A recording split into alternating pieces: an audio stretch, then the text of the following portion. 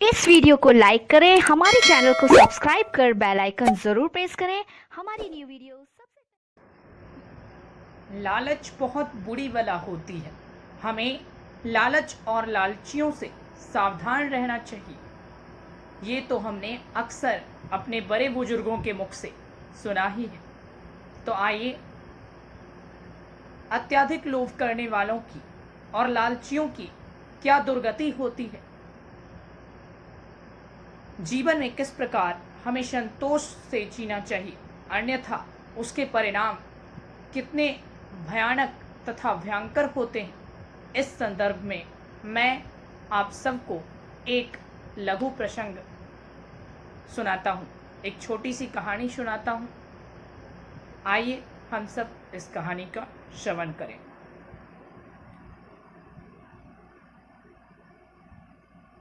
एक व्यक्ति था। उस व्यक्ति के पास पैतृक संपत्ति बहुत थी। अपने पिता और पितामह की बहुत सी जमीनें थी, परंतु फिर भी वह और अधिक पाना चाहता था, और अधिक धनवान बनना चाहता था। उसे सूचना मिली कि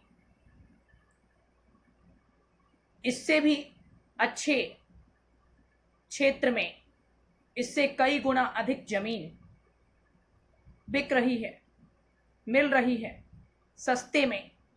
यदि वह चाहे तो यहाँ की अपनी जमीनों को बेचकर इससे कम मूल्य में, इससे कई गुना अधिक जमीन यहाँ से अच्छे क्षेत्र में भी खरीद सकता है।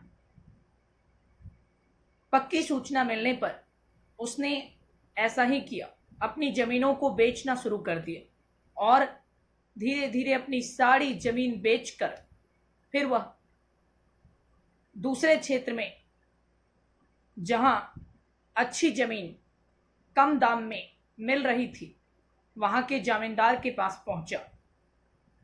उसने जमींदार के पास जाकर कहा, मैंने सुना है कि आप बहुत सी अच्छी ज़मीनें बेच रहे हैं। मैं भी उनमें से कुछ ज़मीन खरीदना चाहता हूँ। आप मुझे कोई अच्छी सी ज़मीन देने की कृपा करें, मैं उसका उचित मूल्य आपको अवश्य दूंगा। उस जमींदार ने कहा,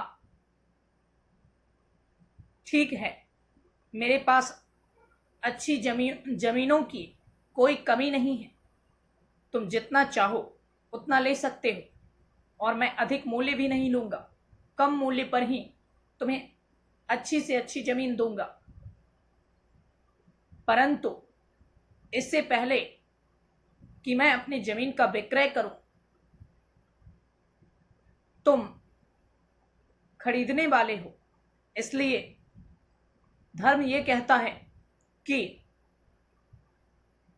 तुम्हें मेरी सारी जमीनों का परिभ्रमण कर लेना चाहिए, घूम कर देख लेना चाहिए कि तुम कौन सी जमीन खरीदना चाहोगे। मेरे पास बहुत सी एक से बढ़कर एक अच्छी से अच्छी जमीनें हैं, इसलिए तुम जाओ और मेरी सारी जमीनों का भ्रमण कर लो। उस जमींदार ने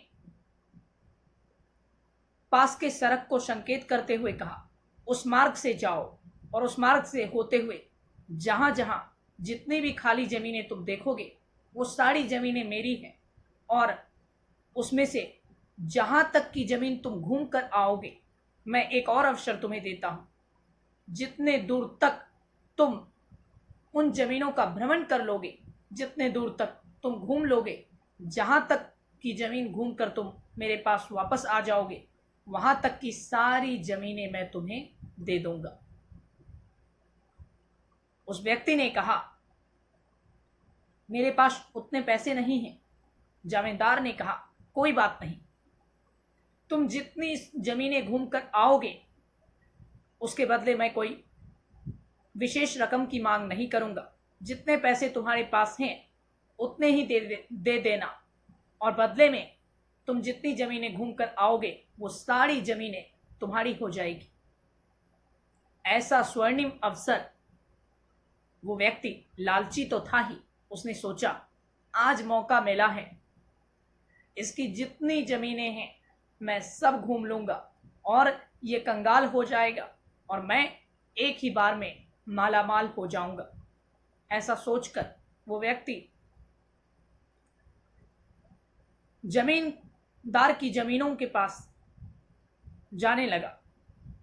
पहले एक टुकड़े के पास गया, बहुत अच्छी जमीन थी। आगे उससे भी अच्छा और उससे भी बड़ा एक टुकड़ा था। फिर उधर चला गया, फिर कुछ दूर पर गया तो उससे भी अच्छी अच्छी जमीनों को देखा। इस प्रकार सुबह से लेकर संध्या तक का समय बीत गया। जमींदार ने यह भी शर्त रखी थी कि संध्या होते होते तुम्हें सूर्यास्त के पहले या अधिक से अधिक सूर्यास्त होते होते मुझ तक पहुंचना है, अन्यथा तुम इस अवसर से वंचित रह जाओगे। वह लालची व्यक्ति बड़ी प्रसन्नता के साथ घूमता गया और अच्छी से अच्छी जमीनें उसे दिखती चली गई। घूमते घूमते वह इतना दूर निकल गया कि उसे समय और पहर का ज्ञान ही नहीं रहा। वह भूल भुलैया में इतना खो गया कि जमींदार की शर्त उसे स्मरण नहीं रही। जब बहुत दूर निकल गया तब अचानक उसके मस्तिष्क में यह बात याद आई कि सूर्यास्त से पहले या सूर्यास्त होने तक मुझे उस जमींदार के पास पहुंचना है, अन्यथा ये अवसर छिन जाएगा। तब तक वह बहुत दूर आ चुका था। अब उसने वापस लौटने का निश्चय किया और तब सूर्यास्त होने में कुछ ही समय शेष था, कुछ ही समय बाकी था। अब उस व्यक्ति के पास इतना समय नहीं था कि वह सामान्य चाल में चलकर सूर्यास्त होते होते जमींदार तक पहुंच सके। इसलिए अब उसने दौड़ना शुरू कर दिया, क्योंकि समय कम था और दूरी बहुत अधिक थी और जमींदार तक पहुंचना भी था। इसलिए अपनी सामान्य चाल को छोड़कर उसने दौड़ने का रास्ता अपनाया और तेजी से दौड़ना शुरू कर दिया। दौड़ते दौड़ते भागते भागते एन कैन प्रकारेण किसी प्रकार वह हांफता हुआ कांपता हुआ जमींदार के पास पहुंच गया। जैसे ही वह जमींदार के पास पहुंचा, इतनी लंबी दूरी तक दौड़ते दौड़ते उसका शरीर इतना थक गया था कि वह चलते चलते बेहोश हो गया। जमींदार के पास आते आते मूर्छित हो गया। जैसे ही मूर्छित हुआ, उसे हृदय आघात लगा और मूर्छित होते होते हृदय आघात हुआ और अचानक से वह स्वर्ग सिधार गया। उसकी मृत्यु हो गई। जब उसकी मृत्यु हुई तब सभी लोगों ने कहा, देखिए जमींदार साहब, अधिक पाने की लालच में और आपका सारा जमीन हड़प जाने की लालच में, आपको कंगाल बना जाने की लालच में ये इतनी दूर निकल गया कि संध्या तक इसका सामान्य चाल में चलते हुए आपके पास पहुंचना असंभव हो गया था। इसलिए यह वहीं से दौड़ना शुरू कर देता है और दौड़ते दौड़ते ही आप तक पहुंचा। इतनी लंबी दौड़ लगाने के कारण इसका शरीर अत्यधिक थक गया और इसके स्वास्थ्य ने इसका साथ नहीं दिया। यह अचेत हो गया और उसी अचेत अवस्था में अचानक मृत्यु को प्राप्त हो गया।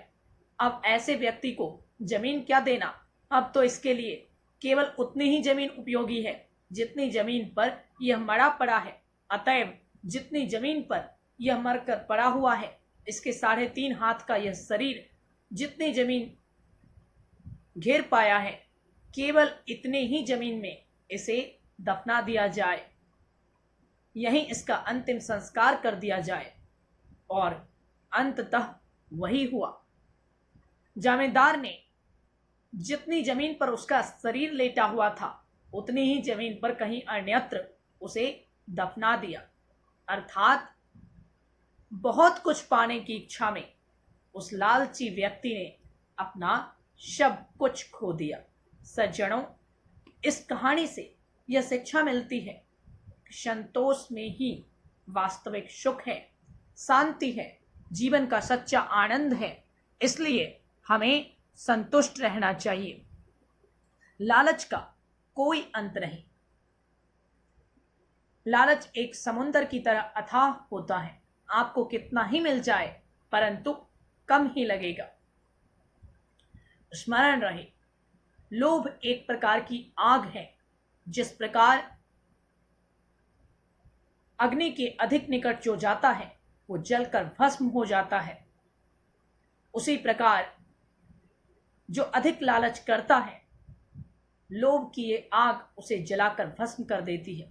इसलिए विद्वानों का कथन है, अधिक अपेक्षा और अधिक आकांक्षा रखने वाला बहुत थोड़ा ही पाता है। इसलिए हमें लालच और लोभ जैसी हीन भावनाओं से बचना चाहिए। यदि आप संतुष्ट हैं तो आप झोपड़ी में भी सुखी हैं, और यदि आप असंतुष्ट और लालची हैं तो राजभवन भी आपके लिए आपको कम और थोड़ा ही प्रतीत होगा। जय गुरु महाराज।